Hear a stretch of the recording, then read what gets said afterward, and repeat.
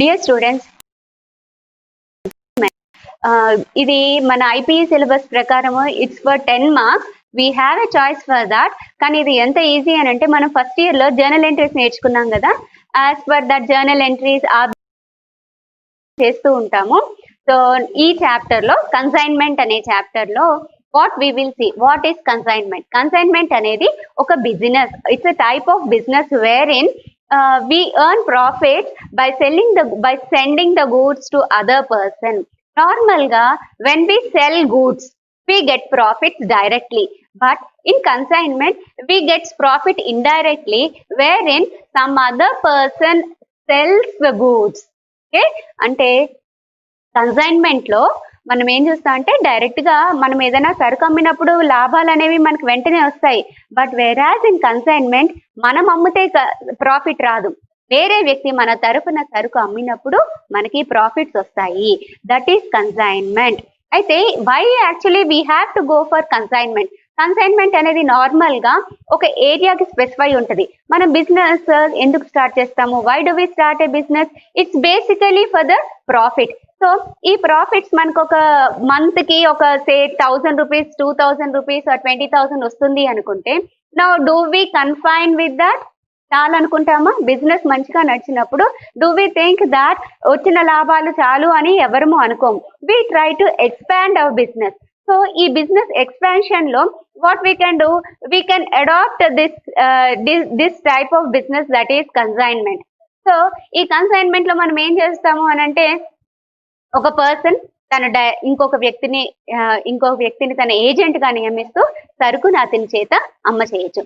That is nothing but consignment. So ఈ chapter లో will be learning about consignment, what is consignment, type of business, who is a consigner, who is a consignee, and మనం చెప్తున్నాం కదా ఇక్కడ బేసికల్ గా selling అనేది మనము డైరెక్ట్ గా చేయము, ఇంకొకటి ద్వారా చేయిస్తాం. కాబట్టి కన్సైన్మెంట్ కి సేల్స్ కి ఉన్న డిఫరెన్స్ ఏంటి అనేది మనం ఈ ఎపిసోడ్ లో చూస్తూ ఉంటాము. నెక్స్ట్ ఓకే, మనం ఈ చాప్టర్ లో will be seeing about consignment meaning, consignor, consignee, and then differences between consignment and sale. Next consignment అంటే మనం ఏం చెప్పుకుంటున్నాము? Next coming to the next one. Consignment అంటే the process of sending of goods by one person to another person for sale is known as consignment. అంటే మనం ఇక్కడ 2 lines underline చేస్తున్నాయి కనిపిస్తుంది. The thing is the process of sending అని అంటే సరుకుని పంపివ్వడం చాలా important consignment లో. అది దేనికోసం పంపివ్వాలి అని అంటే అది అమ్మడం కోసం. ఎవరు అమ్మాలి అని అంటే another person. So coming to consignment, the process of sending of goods by one person to another person for sale is known as consignment. తప్పనిసరిగా ఇక్కడ ఇద్దరు వ్యక్తులని మనకు కనిపిస్తుంది మీనింగ్ లో. And one more thing is, ఒక పర్సన్ పంపిస్తూ ఉంటారు, ఇంకో పర్సన్ అమ్ముతారు. This is basically for profits. So consignment చెప్పుకుంటే we can say it as the process of sending of goods by one person to another person for sale is known as consignment. Okay, దీంట్లో మనము one person ఇంకో person అంటున్నాము. Now who are these 2 persons and what do we call them? We will see in our next slide. Okay, so next లో మనకి ఇక్కడ ఒక figure కనిపిస్తుంది.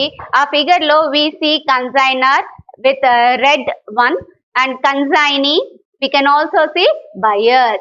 So normal గా మనం బిజినెస్ లో చూస్తూ ఉంటే డైరెక్ట్ గా పర్సన్ ఒక బయ్యర్ కి తో డైరెక్ట్ గా కాంటాక్ట్ ఉంటాడు. He will be directly in contact with the buyer. But whereas in consignment ఇక్కడ కన్సైనర్ ఉంటాడు, కన్సైనీ ఉంటారు, అండ్ బయ్యర్స్. మనం ఈ ఫిగర్ లో చూసినట్లయితే కన్సైనర్ అనే వ్యక్తి సరుకుని ఎవరికి పంపిస్తున్నాడు అని అంటే కన్సైనీ.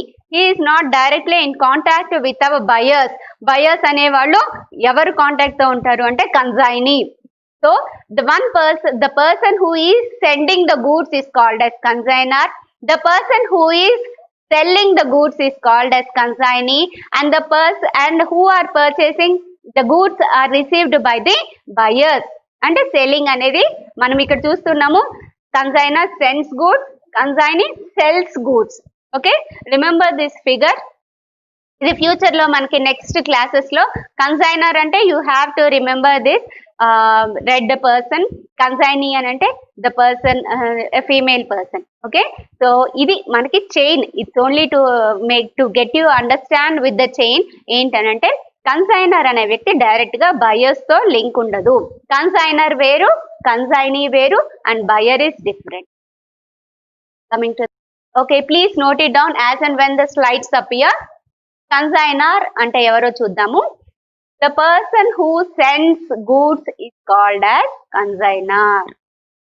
ఎవరైతే సరుకుని పంపిస్తారో ఆ వ్యక్తిని మనం కన్సైనర్ అని అంటాము. Next consignee. ఎవరైతే the person to whom goods are send, ఎవరైతే ఆ సరుకుని తీసుకొని అమ్ముతారో దిస్ ఫిగర్ వి సీ, మనకి ఫిగర్ లో we see different types like consignor, boxes కనిపిస్తున్నాయి, మనకి కన్సైనీ అని ఇంకో వ్యక్తి కనిపిస్తున్నారు, buyers, as we have seen the chain before. Same ఇట్లాగే మనము అసలు యాక్చువల్ గా ఈ బిజినెస్ అనేది ఎలా జరుగుతుంది అనేది మనం చూద్దాము. మనం ఇక్కడ కన్సైనర్ కనిపిస్తున్నారు. నెక్స్ట్ కన్సైనర్ సరుకుని ఎవరికి పంపిస్తున్నారు? The goods are sent by the consignor to consignee. So consignee అనేది ఎవరు అనేది మనం బ్రాకెట్స్ లో ఇచ్చాము, agent. So will look into it in detail afterwards. But normal గా ఫిగర్ లో మనకు సరుకు ఎక్కడి నుంచి ఎవరి దగ్గరికి ఎలా వెళ్తున్నాయి అనేది will get in to it. The consignor sends goods to the consignee. Consignee ఆ గూడ్స్ అన్ని బయర్స్ కి అమ్మి పెడతాడు. ఓకే, సో మరి సరుకు అమ్మిన వ్యక్తికి ఏం రావాలి అని అంటే నార్మల్ గా ప్రాఫిట్ కదా. But whereas in this, because this is consignment, సరుకు అమ్మిన వ్యక్తికి రాదు. సరుకు ఎవరైతే సరుకు పంపించారో అలాంటి వ్యక్తికి ప్రాఫిట్ వస్తుంది. So the profits earned are the profits earned by consigner. Whatever the consignee sells is not the profit that he has earned. The profits are earned actually on behalf of the consigner. Consigner tarafuna consignee profits ni తీసుకొస్తాడు. అదే ఈ consignment అంటే. So now getting into this consignment, once again what consigner gets in for this business and what consignee gets in this business, let's see in this figure. Consigner consignee ki పంపించినందుకు ఆ profits అన్ని తిరిగి మళ్ళీ consignee తిరిగి. Okay, now కన్సైనీకి ఏమొస్తుంది? మరి consignor తరఫున సరుకు అమ్మి పెడుతున్నాడు కాబట్టి the consignee will be getting commission. ఓకేనా? సో కమిషన్ కోసము కన్సైనర్ తరఫున కన్సైనీ అమ్మి పెడతాడు. Now just coming for in our daily life, normal గా కామర్స్ అనేది మనం డైలీ లైఫ్ లో చూస్తూ ఉంటాము. But we doesn't know that this is commerce or this is related to accounts. Now example, ఒక పర్సన్ ఉన్నాడు, he wants to sell his car to some other person. కానీ ఎవరికి కావాలో ఆ కార్ అనే విషయం అతనికి తెలియదు. So what he does is, మనము ట్రూ వాల్యూ ఇలాంటి బెస్ట్ కార్స్ 25 అట్లాంటివన్నీ మనం చూస్తూ ఉంటాం కదా మార్కెట్ లో. నా సెకండ్ హ్యాండ్ సేల్స్ అన్ని వాట్ డూ దే డూ, ఈ సేల్స్ అన్ని like OLX, we have even OLX. So మనం ఏం చేస్తున్నాం, మన ప్రోడక్ట్ ని తీసుకెళ్లి డైరెక్ట్ గా ఆ ఓఎల్ఎక్స్ లో ప్లేస్ చేస్తాం. సో ఓఎల్ఎక్స్ వాళ్ళు ఏం చేస్తారు, మన కార్ తీసుకెళ్లి ఓఎల్ఎక్స్ వాళ్ళ దగ్గర పెట్టేస్తున్నాం. ఓఎల్ఎక్స్ వాళ్ళు ఏం చేస్తారు, నీ కార్ అమ్మి పెడితే నాకు ఎంత కమిషన్ ఇస్తావు? It depends on the rate of the commission or depends on the car product, దానికి ఎంత డిమాండ్ ఉంది, వేరియస్ ఫ్యాక్టర్స్ ఉన్నాయి. That doesn't matter for us right now. But మన కార్ అమ్మి పెట్టినందుకు మనం ఎంత కమిషన్ ఇస్తాము అనేది ఈ ఓఎల్ఎక్స్ ప్లాట్ఫామ్ వాళ్ళకి the car owner, if suppose we are car owner, మన ఇద్దరి మధ్యలో కుదుర్చుకున్న ఒప్పందం. It's an agreement. So commission వాళ్ళకి ఆఫ్టర్ సేల్స్ అనేది ఇవ్వాలి. ఓకే, మనం ఓఎల్ఎక్స్ వాళ్ళకి ముందుగా కమిషన్ ఇచ్చేసాం కదా, నువ్వు కార్ అమ్మి పెడితేనే ఇస్తానంటాం కదా. సో అలాగే the commission will be given after sales.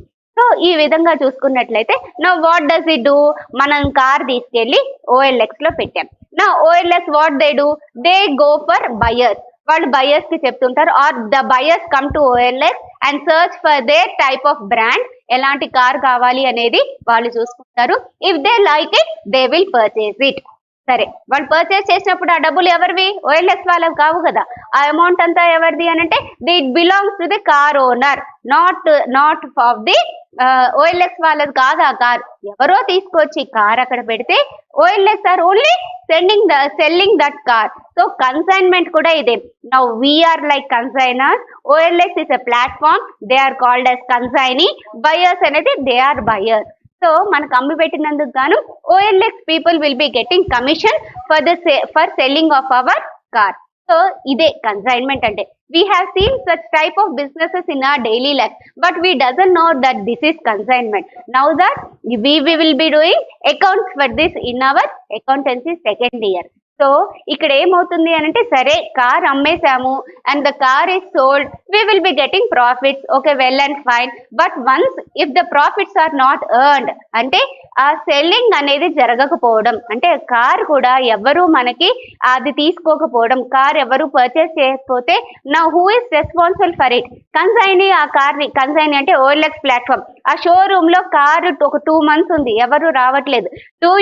Do they keep that cars for few more months? No.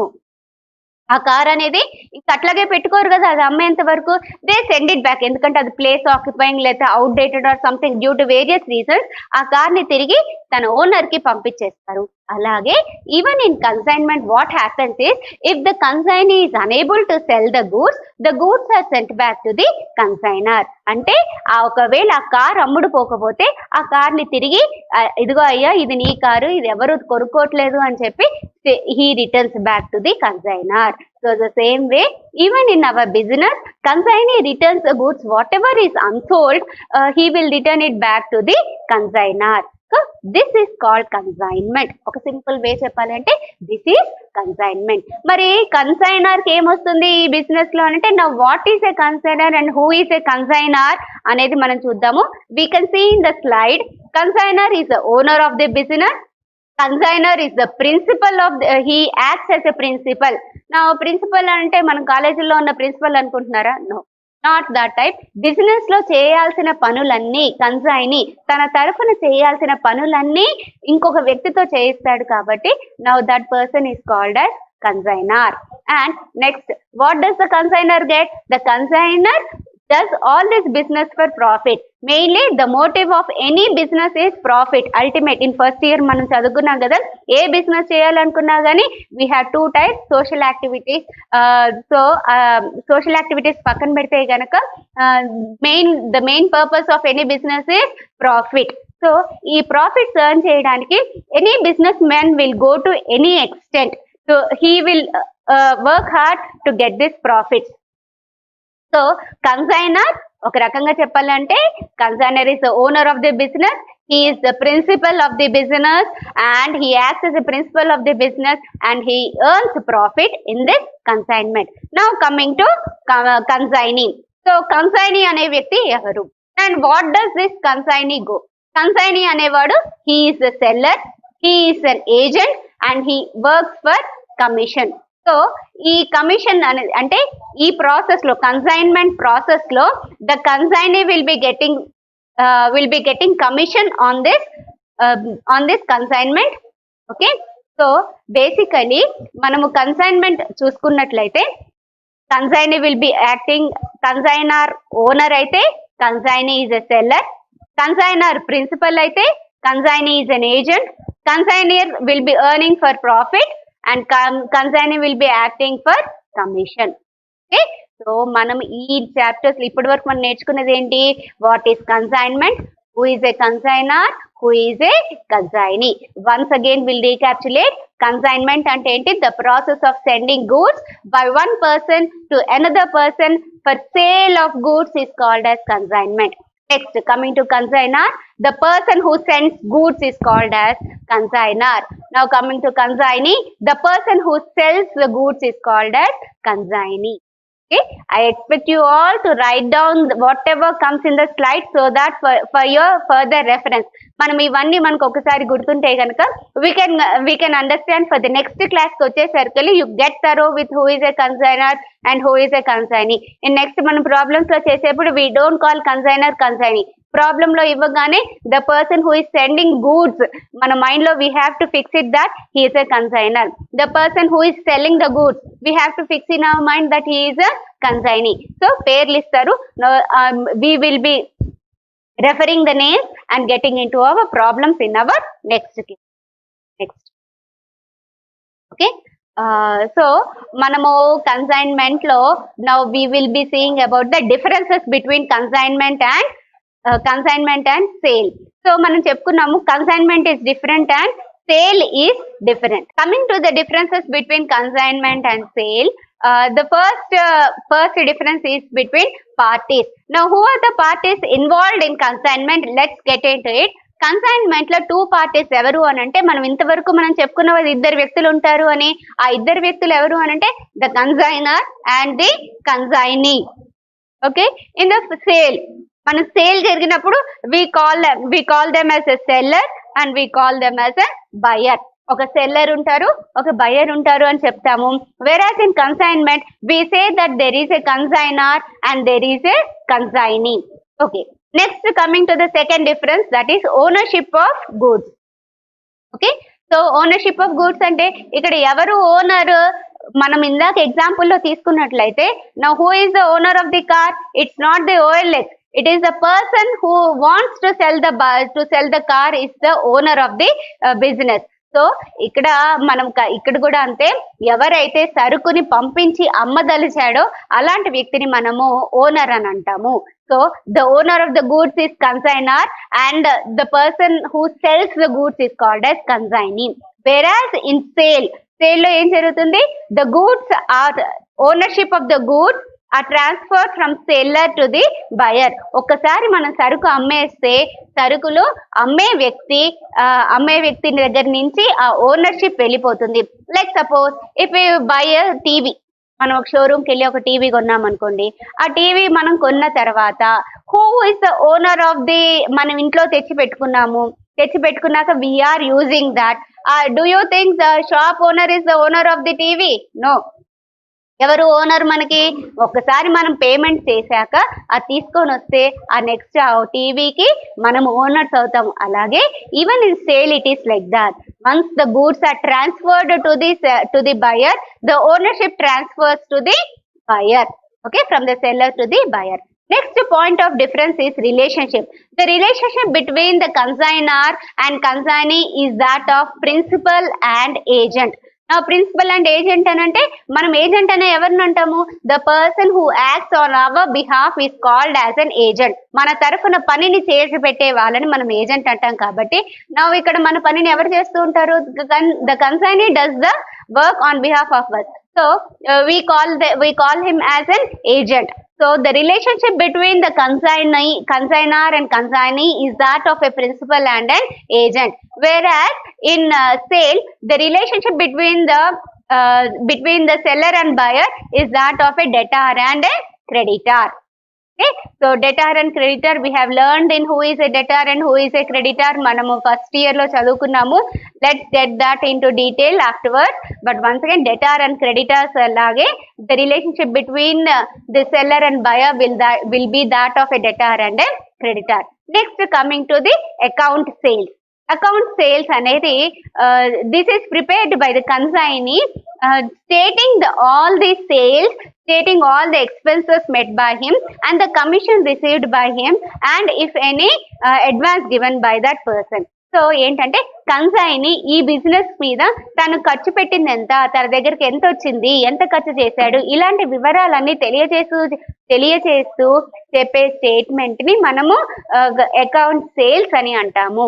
So the account sales is prepared by a consignee, whereas in sale the account sales is prepared by there is no account sales prepared in this case. Okay, account sales అలాంటి వివరాలు ఏవి buyer seller కి పంపివ్వాల్సిన అవసరం లేదు. Next one is return of goods. ఒకవేళ సరుకు అమ్ముడు కాకపోతే the goods are returned by the consignee to the consignor. సరుకు ఒకవేళ మిగిలిపోతే if the goods totally are unsold then the goods will be return back by consignee to the consignor. But whereas in sale సరుకు అమ్ముడు పోకపోతే the risk is borne by the seller. ఏదైనా సరుకు మిగిలిపోతే కనుక ఇప్పుడు 100 TVs we are selling, we want to sell 100 TVs. దాంట్లో 10 TVs మిగిలిపోతే మళ్ళీ ఎవరు భరించాలి ఆ 10 TVs? The seller itself has to bear the tenth cost. So in consignment, the return of goods will be done by consignee, whereas in sale there is no such return. Next, coming to risk of loss of goods.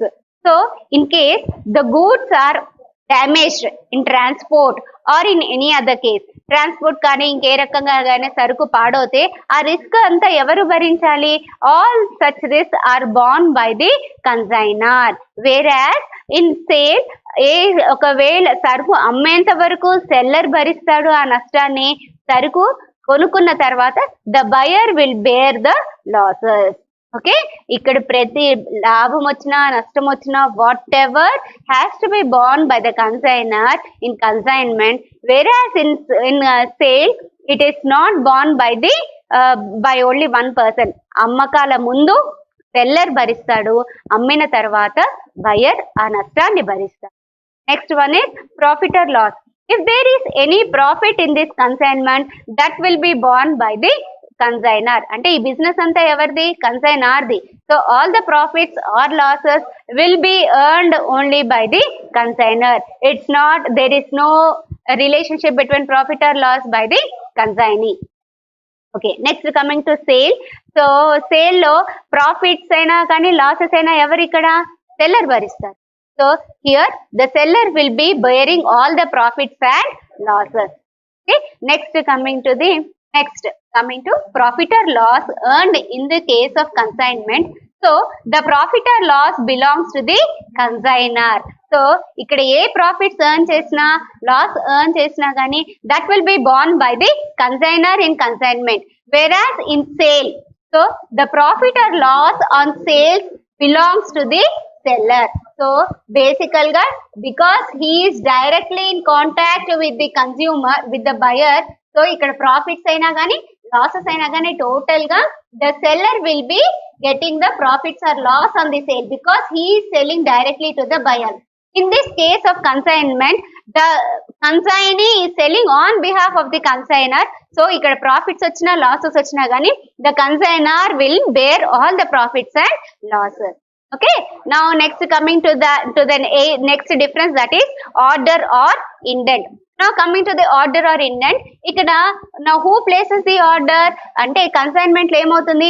మన సరుకుకి వేరే చోట demand ఉంటే గనక the consignee gives an order to the consigner saying that your goods are wanted here. So ఏం చేస్తాడు? నాకు ఇంత సరుకు కావాలి అని the consignee place an order in this case in consignment. Whereas in sale, what happens is the seller maintains all the goods and the consignee, the buyer, he chooses among the goods that he displays in the market. ఇక్కడ ఎలాంటి order buyer ఇవ్వడు, that he wants only such type of goods. But whereas in consignment, there is an order from the consignee stating that he needs certain type of goods. అక్కడ market లో ఎంత అమ్మగలడు అనేది consignee తెలియజేస్తాడు. But whereas in sale there is no such order or indent from the buyer regarding the goods. So ఈ differences అన్ని కూడా please note it down. It is in the text book, but still మన consignment అర్థం కావాలి అని అంటే you have to note down all these differences. You have to differentiate between in your mind that consignment is on behalf of another person, whereas selling is selling is done directly by one person, whereas consignment is done on behalf of one person by another person. Okay, sale అనేది direct గా జరుగుతుంది, whereas consignment అనేది it is done on behalf of a person. So that you have to keep it in mind. And in our next classes we'll be learning about ఇంకా different terms that we come across in this consignment for doing this problem. Thank you.